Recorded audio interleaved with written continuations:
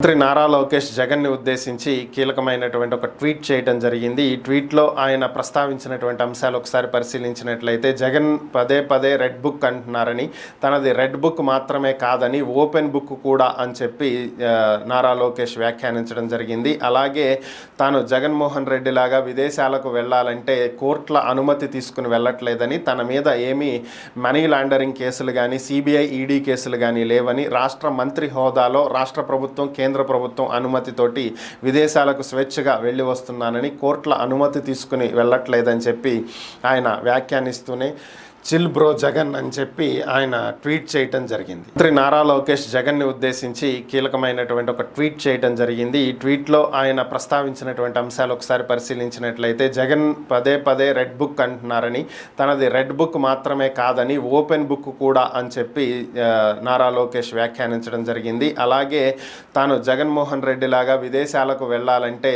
కోర్టుల అనుమతి తీసుకుని వెళ్ళట్లేదని, తన మీద ఏమీ మనీ లాండరింగ్ కేసులు కానీ సిబిఐ ఈడీ కేసులు కానీ లేవని, రాష్ట్ర మంత్రి హోదాలో రాష్ట్ర ప్రభుత్వం కేంద్ర ప్రభుత్వం అనుమతితోటి విదేశాలకు స్వేచ్ఛగా వెళ్ళి వస్తున్నానని, కోర్టుల అనుమతి తీసుకుని వెళ్ళట్లేదని చెప్పి ఆయన వ్యాఖ్యానిస్తూనే చిల్ బ్రో జగన్ అని చెప్పి ఆయన ట్వీట్ చేయటం జరిగింది.